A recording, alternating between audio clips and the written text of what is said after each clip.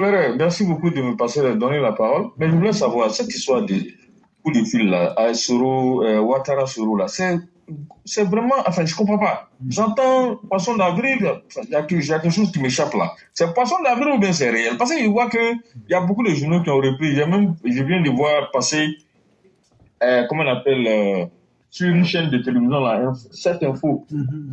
Une chaîne ivoirienne que, voilà, ils ont repris ça tourne sur les chaînes. C'est quoi? C'est poisson d'avril ou bien c'est la vérité? Moi, je comprends pas. Bon, cher année, c'est-à-dire que là, souvent, quand on n'a pas une information, on peut utiliser l'empirisme.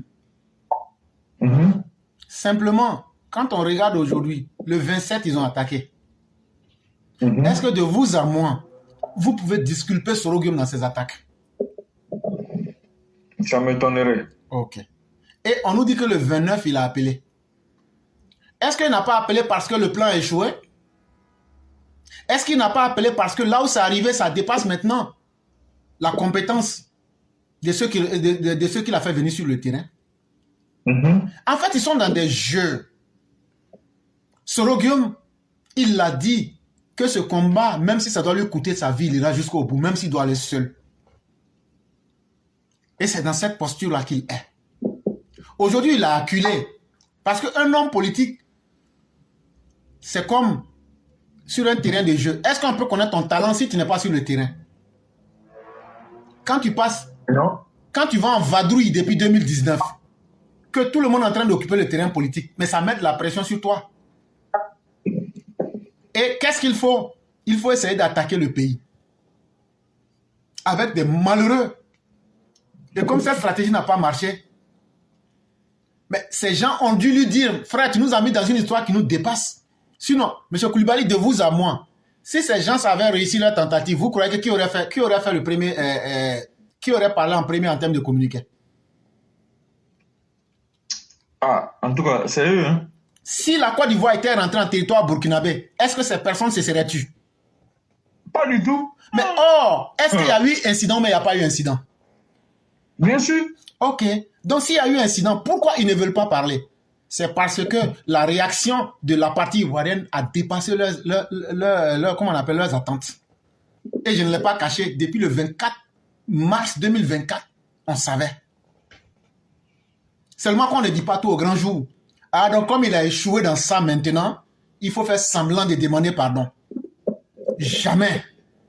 Sorogium, il faut aller remettre les armées du Burkina Niger ensemble pour venir attaquer la Côte d'Ivoire. Comment quelqu'un peut permettre aux gens, tu dis non, dites aux gens du Nord là qui ne sont pas des vrais Ivoiriens. On a entendu les gars dire tout.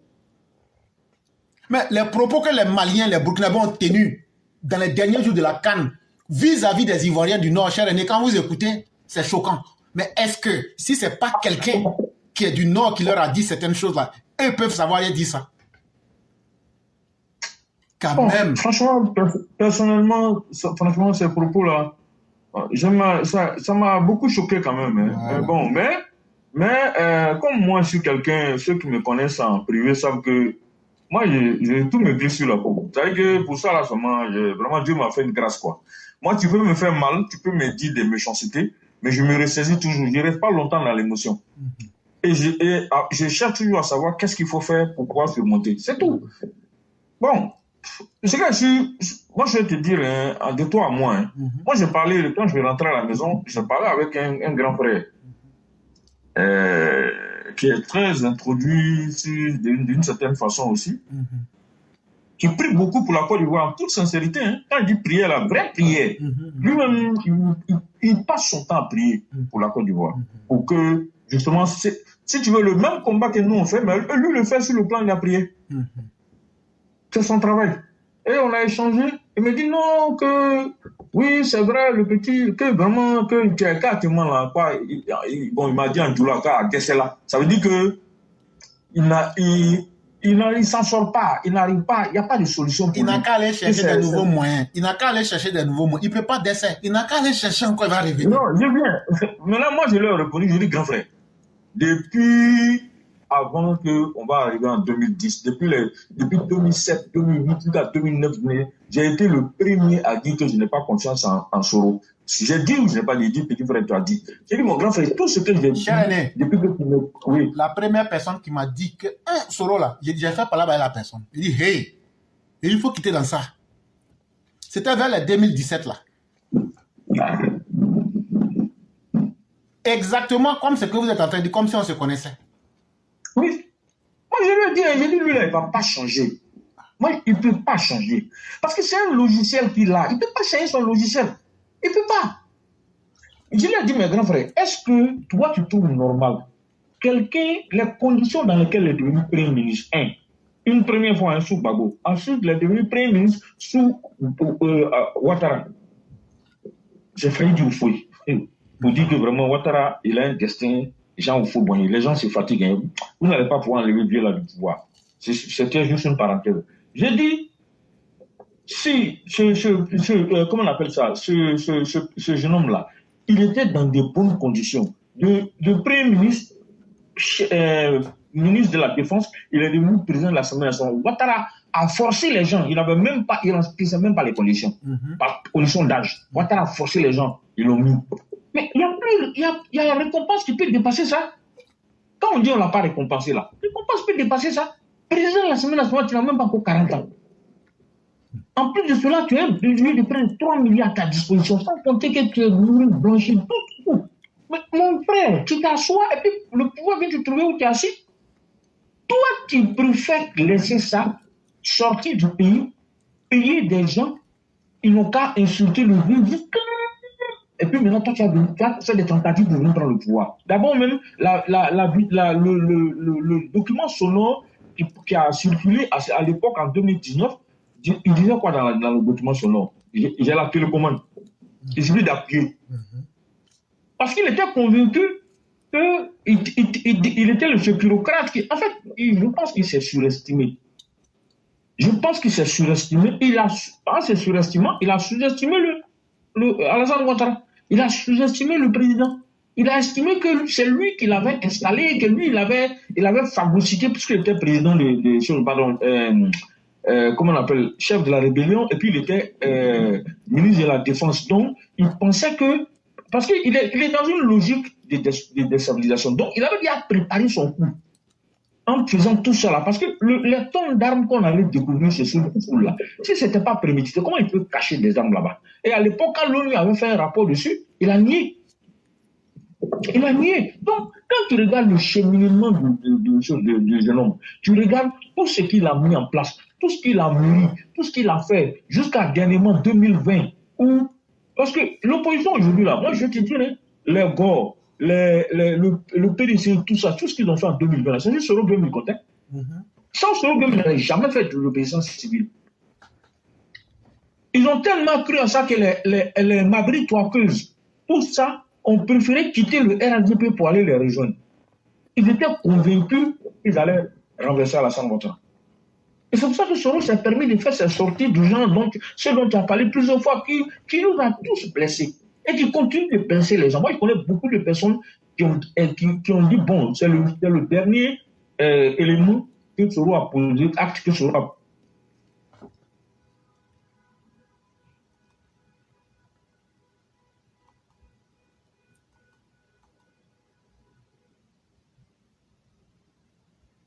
C'est fini, je viens demander pardon, je reviens, c'est faux. Moi, j'ai dit ça au grand frère ce soir-là. Il dit, c'est faux. C'est une autre stratégie encore. Il se rapproche pour faire le baiser de Judas. C'est-à-dire, il veut l'embrasser, le vieux, pour pouvoir finir lui. On fait ça, on peut embrasser quelqu'un et puis l'étouffer. Hein. Donc, c'est ça qu'il vient pour faire. Mais c'est là le grand frère, comme il prie beaucoup, il m'a dit, petit frère, tout ce qu'il va entreprendre à faire, déjà échoué. C'est ce qu'il m'a répondu. Hein. Et ça, je le dis, je raconte ses propos. Hein. Il a dit en Djoula, quoi, Kakoko, Akatatua, toi, Tignabo. Qu'on nous l'a déjà dévancé il y a longtemps. Il n'a pas réussi. Il m'a même dit, il perd son temps. Pardon, même dans cette minute, moi, il lui a dit, grand frère, pardon, il n'a qu'à garder, il n'a qu'à rester où il est. Parce que s'il rentre là, ça va mêler beaucoup de choses. Ça va mélanger beaucoup de choses. J'explique. Hein. Moi, quelqu'un qui veut que détruire pour tout le monde, pour que lui puisse réussir, pour lui seul son intérêt. Attends, moi, je ne comprends pas. Quand Eli Pada ou quoi, le soi-disant pasteur qui fait des prophéties, machin là, mais quand tu l'écoutes là, il n'est pas en acquaintance, il n'est pas un communicant de Soro, il est quoi? Il est communicant de Soro. Sa dernière vidéo que moi j'ai écoutée, et j'ai cessé de regarder les vidéos de ce monsieur-là, c'est quand il a dit qu'il y a un frère qui est à l'étranger qui va rentrer.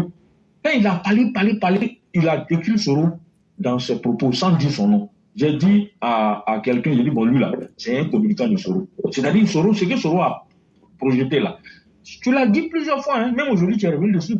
Eli Pada dit que lui, il a vu les gens tirer partout et qu'ils ont tué tout le monde. C'est-à-dire, ils ont tué les opposants, ils ont tué les gens du pouvoir. Mais c'est ce que Soro veut, non? Il veut tuer tout le monde pour qu'il n'y ait pas d'opposition et puis lui, il va prendre le pouvoir. Là, il n'y a plus de bavardage. C'est ça. Et si jamais même, par extraordinaire, on a pardonné qu'il est rentré effectivement et que tout se passe bien, que le Prado est parti, et ainsi de suite, que nous-mêmes, peut-être, même si on est là, qu'on a vieilli et tout, ça va rester en lui et puis Blé Goudé. C'est eux deux-là qui vont faire créer une guerre civile dans ce pays-là. Il ne faut pas qu'on se cache la vérité. Parce que Blé Goudé est têtu, lui aussi il est têtu. Ils ne vont pas laisser. Ils ont des vieux comptes à régler.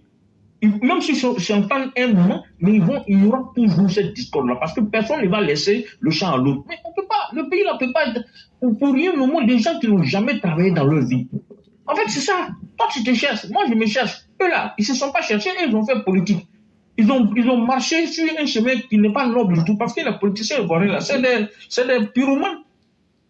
C'est eux qui mettent le feu, et ce sont eux qui reviennent encore se jouer les pompiers. Bon, et on a tout vécu ça. Le peuple ivoirien a trop souffert. On a tout tellement répété ça là. Il faut que les gens arrêtent. Sincèrement, moi, on veut la réconciliation, hein, mais moi, je pense que on est fatigué de ce plat-là. Réconciliation, il n'y a plus. Ça fait combien d'années la crise est finie? Les Ivoiriens, on a même organisé une CAN où le monde entier s'est déplacé pour venir ici. Les gens sont repartis. On n'était pas réconciliés, on allait faire la CAN là comment? Donc, de quelle réconciliation on parle?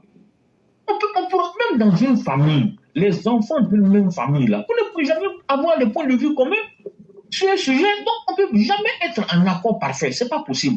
Donc si c'est ça on appelle réconciliation, donc c'est que depuis le Faux-Boigny, il n'y a jamais eu de réconciliation en Côte d'Ivoire, parce que depuis le temps du Faux-Boigny, là, il y a eu des contestations.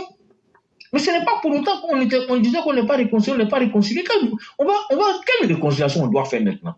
Les peuples, la population vivent en harmonie. Ceux qui doivent travailler ensemble, travaillent ensemble. Mais on n'est pas obligé de s'aimer tous. On a compris qu'il faut qu'on marche ensemble. On a compris qu'il faut qu'on s'accepte en tant qu'Ivoirien. Aujourd'hui même, il y a un sentiment d'Ivoirien nouveau qui est en train de naître et qui est même, je dirais même né spirituellement, qui est en train de se concrétiser, de se réaliser sur le terrain. Mais qu'est-ce qu'on veut? Toutes ces énergies négatives-là, c'est pour encore plomber la vie de la nation. Il faut avoir le courage de le reconnaître. On ne peut pas polariser toute une vie de cette manière-là. Et quand tu entends des gens comme sur le plateau de NCI 360, quand tu entends un gars comme André Sylvain Conan, c'est pas parce qu'il est célèbre qu'on parle de lui, mais c'est parce qu'il dit des choses graves sur un plateau de télévision que c'est dommage. Qui se permet de dire, et je crois que c'est le dimanche passé, que il faut que Alassane Ouattara laisse tout le monde se présenter. Mais c'est pas Alassane Ouattara qui est la Cour constitutionnelle, c'est pas Alassane Ouattara qui est la CEI. Tout. Et il n'y a pas eu quelqu'un sur le plateau qui l'a contredit. Même Ali Diarasouba, qui est un journaliste émérite que tout le monde respecte, lui aussi n'a pas parlé. Ils se sont tous. Comme si les gens se sont entendus. Toi, tu vas parler et puis nous, on va se taire. Moi, je ne comprends pas. Vous êtes des intellectuels. Un gars vient s'asseoir sur un plateau pour dire Alassane Ouattara n'a qu'à laisser les gens aux familles.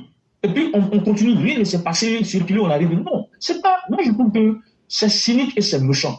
Et malheureusement, tu as dit quelque chose, et c'est tellement vrai, le discours que les gens ont tenu pour détruire le subconscient de nos frères depuis 30 ans là, ça va être compliqué. Il y a des gens, ils ne vont jamais changer leur logiciel. Eux, ils sont déjà damnés, et dans leur tête là. C'est-à-dire qu'on ne peut rien faire pour eux. Et c'est malheureux. Et ce sont ces gens de personnes-là qui réclament des choses incongrues. C'est-à-dire qu'ils veulent une chose et son contraire. Et quand on voit ce que le professeur a fait là, mais c'est une fiction en réalité. Parce que quand tu regardes les plans que les gens mettent en place, on n'a pas besoin, c'est déjà vu. Oui, je ne sais pas si sur la liste électorale, au lieu de régler mon problème politiquement, d'aller d'essayer de négocier pour qu'on puisse trouver une solution, je n'ai pas fait ça, hein. Mais je vais demander aux gens de sortir pour moi. Vous m'avez demandé d'être candidat, j'accepte la candidature, mais c'est vous, allez-y vous battre pour que moi, mon nom soit inscrit sur la liste électorale pour que je sois candidat. Mais quand tu dis allez-y vous battre, c'est pour faire quoi? Donc c'est pour encore reprendre les mêmes machins, les gens vont encore mourir, après encore quand on va vouloir arrêter ou bien on va arrêter les gens, après on va faire encore amnistie, on est dans un perpétuel recommencement. Donc on gagne quoi dans ça là? C'est quel amour de la Côte d'Ivoire que nous exprimons? Non, ce n'est pas l'amour de la Côte d'Ivoire, ils expriment, c'est leur propre amour. C'est leur propre, c'est-à-dire eux là, si eux ils sont contents, nous on doit être contents. Si eux ils sont fâchés, nous on doit se fâcher. Pourquoi? La Côte d'Ivoire, ce n'est pas à eux, c'est Dieu a fait qu'eux se sont retrouvés au devant des choses et le peuple doit prendre conscience et se dire qu'on n'est pas d'accord. Ça, pour ça seulement, franchement, il faudrait qu'on s'entende tous là-dessus. Dès quelque bord que ce soit pour dire que non, ça suffit comme ça. On ne peut pas continuer à envoyer les enfants des gens à l'abattoir. On ne peut pas continuer à envoyer les enfants des gens à la mort. Parce que simplement, nous, on a un problème personnel à régler. Parce que si tu n'avais rien fait là, on n'allait pas enlever, on n'allait pas te condamner. Oui. Si tu n'as rien fait, on ne peut pas te condamner. Et puis les faits qu'on te reproche là, c'est des faits que nous tous on a vécu. Ce n'est pas des faits inventés. Donc moi, je ne sais pas d'où vient le problème. Donc il faut trouver une solution. Si il y a solution, mais il faut trouver une autre solution que d'envoyer encore les enfants des gens dans la rue. Ça ne va rien changer, à mon avis. Et ça va faire que encore ramener la violence dans le pays. C'est-à-dire, comme je l'ai dit dans un de mes propos sur la plateforme, chaque fois qu'il y a une élection en Côte d'Ivoire, tout le monde a peur. Tout le monde s'inquiète. Eux-mêmes encore, c'est eux-mêmes encore qui font courir le bruit comme quoi chacun n'a qu'à payer son sac de riz. Donc, on est où? Il faut qu'on grandisse, il faut qu'on cesse d'être des animaux. On n'a qu'à apprendre à être des hommes qui réfléchissent et qui savent, qui se donnent des limites. Parce que les animaux, même là, même je dirais quelque part, ils ont des limites. Mais si nous, les hommes, on ne se donne aucune limite, c'est-à-dire qu'à chaque fois, on doit commencer à faire mal aux enfants des autres, et eux, leurs enfants sont frais, et ils envoient les enfants des autres au collège pour aller mourir pour eux. Bon, c'est bien fait pour ceux qui acceptent d'aller mourir. Parce que je suis désolé, je ne vois pas comment est-ce que moi je vais accepter d'aller sortir pour aller marcher pour qu'on mette le nom de quelqu'un sur une liste électorale. Ça va changer quoi? Si ton nom n'est pas sur la liste électorale, ça fait quoi? Tu as eu ton temps, tu as eu 10 ans pour exercer le pouvoir. Tu as eu le temps, toi-même tu as dit que tu as sauvé 60% du territoire. 40% étaient restés au maître de la rébellion. Les 60% que tu as sauvés là, tu en as fait quoi? C'est ça la question fondamentale. Qu'est-ce que tu en as fait? Tu dis que tu as pris, toi quand tu laissais le pouvoir, c'était petit crédit, tu avais pris ces 8 000 milliards seulement. Mais les 8 000 milliards là, on n'a qu'à mettre, bon, ok, ça c'est sur le côté dépenses, côté dette. Maintenant, on n'a qu'à mettre en face quelles sont les réalisations qui correspondent aux 8 000 milliards. Il n'y en a pas. Bon, vous dites que celui-là, il a pris 25 milliards. Mais lui, quand on dépose pour lui, là, comme le professeur a dit, effectivement, enlevons les 8 dedans. Quand on enlève les 8 milliards que toi, tu avais pris là, et puis maintenant, ce qui reste là, le reste là, qui fait à peu près, on va dire, 8 000, il y aurait à peu près 17 milliards. Les 17 milliards qui restent là, nous, on a vu. Quand on calcule là, ça y est, là, on voit. On n'a pas besoin même de lui demander des comptes. Hein. On voit déjà où l'argent est rentré. Donc, à un moment donné, franchement, je pense que c'est une déperdition même d'énergie que de se mettre à faire ce genre de débat, parce que ça nous empêche même de réfléchir pour la construction du pays. Mais comme c'est comme une épine dans le pied. Si tu as une épine dans ton pied, si tu n'as pas enlevé, tu ne peux pas avancer. Donc, ce genre de politiciens que nous avons là, franchement, à un moment donné, il faut qu'on les mette hors d'état de nuit pour que le peuple puisse avancer. Eux, ils ont déjà eu leur vie. Par exemple, Soro même là. On peut dire que Soro, il a gagné sa vie. Tous les milliards qu'il a eu là, tu viens de parler de sociétés de taxis à New York. Mais lui, il a eu l'argent, il a travaillé comme quoi, d'après les Camerounais, il a travaillé quoi? Et puis lui, il a eu l'argent jusqu'à ça a fait société de taxis à New York. Il a eu l'argent où? Il a travaillé où? Donc, on sait, c'est un détournement, rébellion, détournement quand il était Premier ministre, ainsi de suite, tous les postes qu'il a occupés dans l'administration publique, c'est ça qu'il a enrichi. On n'a qu'à se dire la vérité. Bon, tout cet argent qu'il a eu là, qu'est-ce qu'il en a fait? Maintenant, il prend cet argent, non seulement c'est l'argent du contribuable qu'il a volé, mais il prend ça encore, il va payer des gens pour venir attaquer son propre pays. Ah, franchement, vraiment, il faut le faire, hein. Quand je dis dans une de mes interventions qu'il y a des gens qui ont signé le pacte avec le diable, avec des esprits négatifs, en tout cas des esprits qui ne sont pas pour la construction, des esprits de destruction, je n'ai pas menti. La preuve est là. Tu as pris l'argent du contribuable.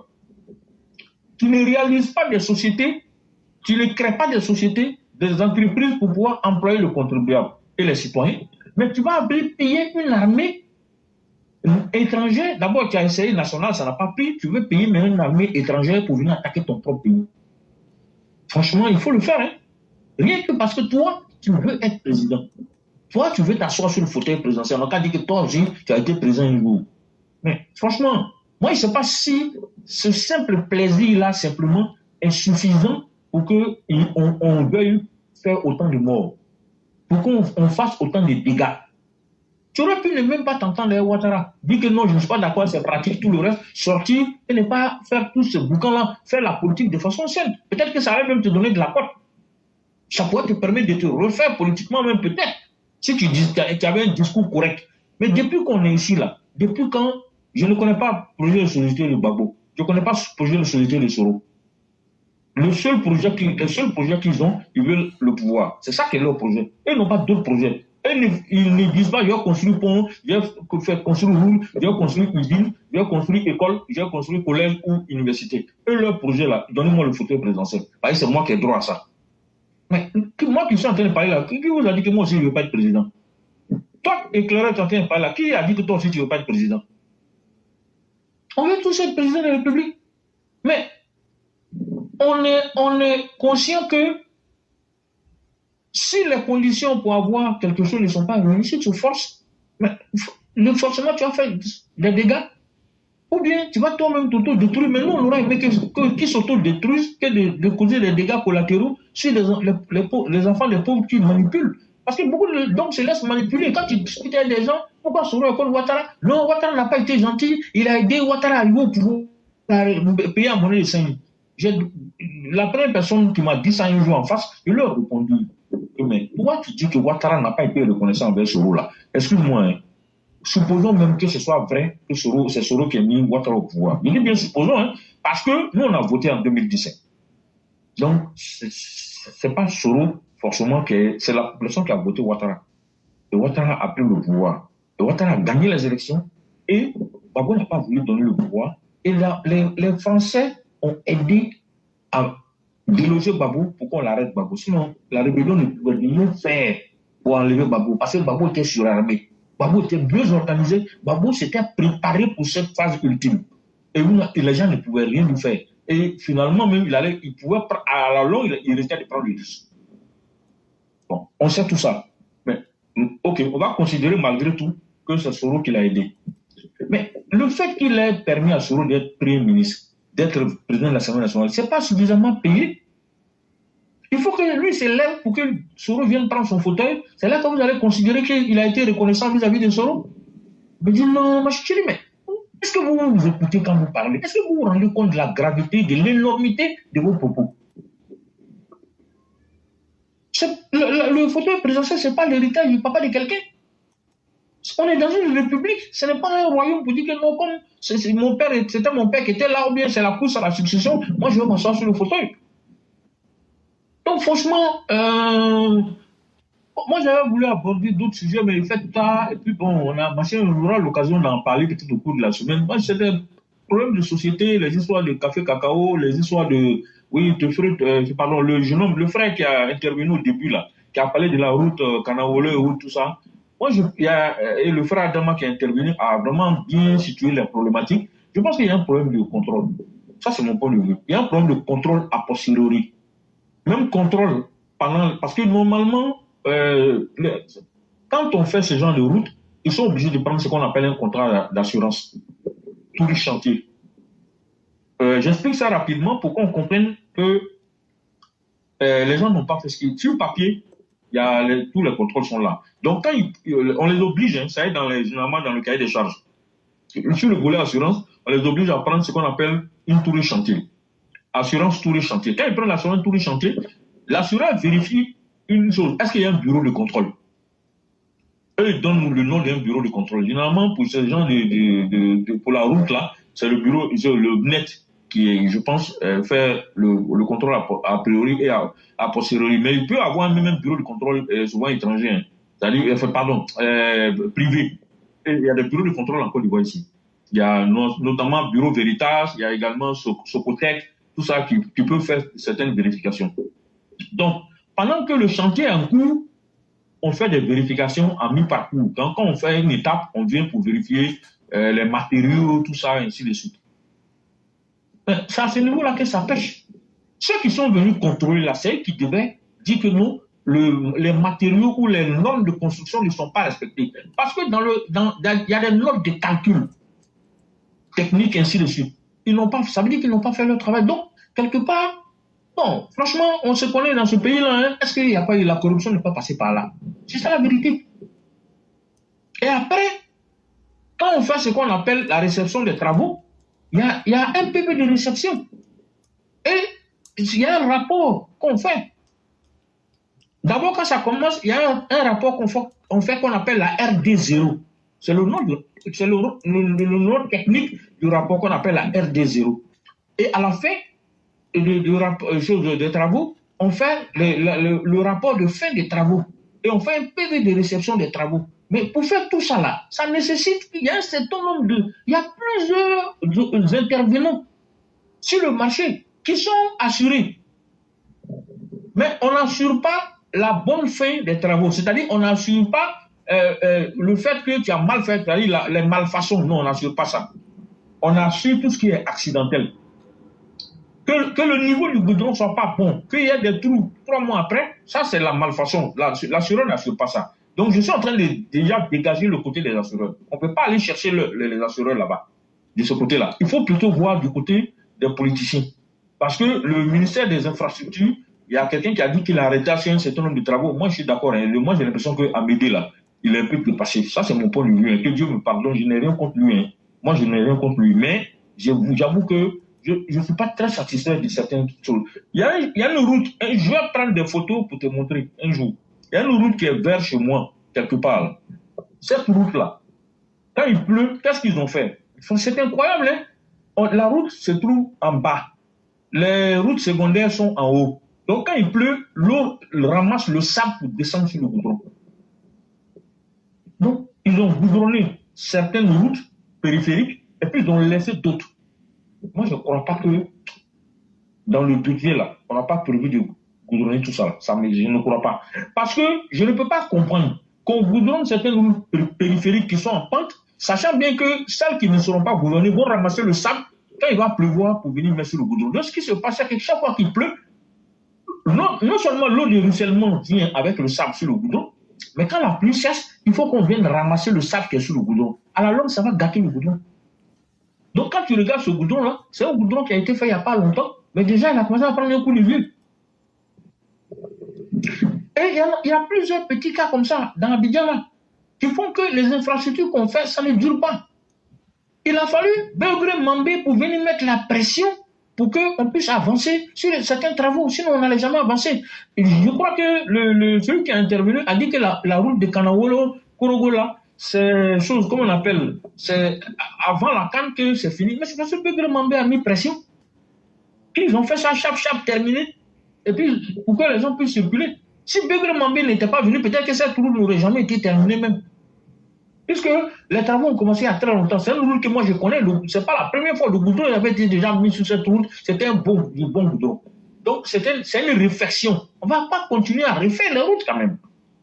Pourquoi les gens ils sont comme ça? Quand ils font le truc là, ils n'ont qu'à essayer de penser un peu.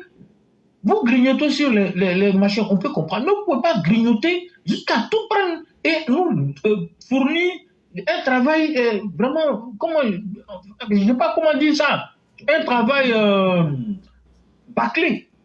Et comme tu as dit, c'est une foutaise même vis-à-vis du président. Il se fatigue, il va chercher l'argent pour venir financer les travaux publics. Et puis des gens viennent faire ça comme ça sans respecter les normes de travail. C'est un peu, c'est choquant quoi. Et c'est triste. Voilà, c'est dommage. Hein. Franchement, ça fait très mal. Et c'est à cause de ceux-là, de ce genre de travaux, que certains opposants à l'époque disaient que les goudrons sont biodégradables. que les goudrons du Prado sont biodégradables.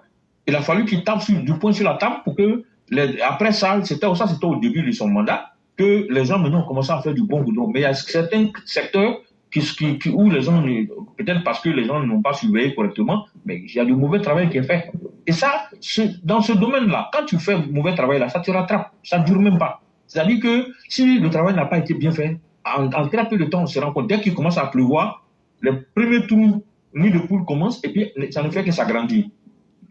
Voilà la réalité. Il y a des goudrons qui ont été faits depuis le temps du fou, ben, qu'aujourd'hui, ce goudron-là tient. Pourquoi on ne peut pas faire la même chose maintenant là? Je ne comprends pas. Il faut que nos parents prennent conscience qu'ils ne font pas du mal à quelqu'un d'autre. C'est à eux-mêmes qu'ils font du mal. Parce que c'est votre pays, c'est notre pays à tous. Si on vous confie des travaux publics et vous ne faites pas ça correctement, vous faites du mal à qui? Vous faites du mal à vous-même. Je l'ai déjà dit. Rien ne se perd, rien ne se crée, tout se transforme. Quand vous faites tout ça là, tôt ou tard, vous payez ou bien votre descendance va payer. Parce que l'argent comme ça, tu vas prendre pour aller mettre tes enfants à l'école. Tu vas payer leur scolarité, tu vas les marcher. Mais c'est une malédiction. Parce que la vérité, c'est que tu fais souffrir tout un peuple en face. Des gens qui en ont besoin pour se déplacer. Des gens qui en ont besoin pour aller au champ. Des gens qui en ont besoin pour aller peut-être voyager d'un point A à un point B pour faire du business. À cause de l'état de la route qui est dégradé. Parce que vous avez mal travaillé. Ils ne peuvent plus se déplacer à l'aise. Ils ont des désagréments. Ils sont mécontents. Ils peuvent même faire des accidents mortels. Tout ça là, le cosmique enregistre. Parce que c'est vous qui êtes à la base de ça là. Voilà le problème. Mais eux, ils pensent que ils ont fait ça en cachette, personne n'a vu. Et puis, il n'y a pas de problème. Ils ont empoché l'argent, ni vu, ni connu. Non, c'est pas vrai. Tôt ou tard, tu payes. Oui. Et ça, c'est comme ça qu'on fait. Et puis après, les Blancs, ils se moquent toujours de nous. Voilà. Donc moi, franchement, le problème de cacao, les menaces des Européens, là, ça, je vais aborder cette question-là. Je vais donner mon point de vue, ma contribution sur ça à une autre occasion, compte tenu du temps qui est très avancé, quoi. Voilà. Sinon, effectivement, tes propos, moi, je suis d'accord. Quand les gens, sur le cacao, ils nous menacent, c'est toujours les mêmes. Et c'est eux qui décident, c'est qu'on doit vous fixer le prix à votre guide. Quand le jour où vous êtes content, vous venez dire autre chose. On va diversifier nos partenaires en cacao aussi. Si vous ne voulez pas, les Chinois vont payer. Ils ne vont jamais nous demander si vous avez payé quelqu'un avant de fabriquer votre cacao. Les Chinois peuvent payer, l'Asie, les gens peuvent payer. Il y a des gens là-bas qui peuvent payer. On ne va pas rester toujours coller sur vous. Moi, j'ai vu un documentaire sur une chaîne française où il y a une fabricante de chocolat en France qui s'est déplacée. Elle ne paye même pas cacao de Côte d'Ivoire. Elle ne paye pas cacao de Ghana. Elle préfère payer cacao du Cameroun. D'après elle, pour elle, c'est le meilleur cacao. Et puis, elle s'en va. Elle est partie jusqu'à dans les champs pour aller voir comment les gens cultivent ça. D'après elle, est-ce que ça respecte les normes de je ne sais quoi? Tout ça, là, c'est les mêmes plans, là. Tout ça, c'est pour attirer l'attention sur eux. Tout ça, c'est pour dire que c'est eux qui ont le dernier mot. Si tu viens prochainement, eux, on dit, nous, on a déjà vendu nos cacao ailleurs. On a d'autres partenaires qui ont payé les cacao. On va voir si vous pouvez continuer à fabriquer vos chocolats là. Vous ramassez tout l'argent, les paysans sont dans l'extrême pauvreté, même si on paye cacao là, à 3 000 francs le kilogramme. Ça ne peut pas valoir tout ce qu'eux gagnent au final, après les transformations de leurs produits finis. Oui, le Prado a déjà prévu quelque chose dans ce sens-là quant à la transformation du cacao sur place. Hein. Les quelques exemples qu'ils ont donnés là, ce n'est pas suffisant. Moi, j'en connais plein. Je ne vais pas citer les noms des sociétés parce que j'ai travaillé sur ces dossiers-là aussi. Je connais. Beaucoup de sociétés sont en train de s'installer. Hein, et ils ont, sur le plan en sourdine, ils sont en train de susciter et de permettre à beaucoup même de nationaux pour que les gens créent des entreprises pour transformer le cacao sur place. On ne va pas faire du chocolat produit fini, mais on va faire des produits semi-finis et puis pouvoir les vendre. Avoir des partenaires à l'extérieur pour leur vendre ça et ils vont prendre pour faire leur chocolat avec ça.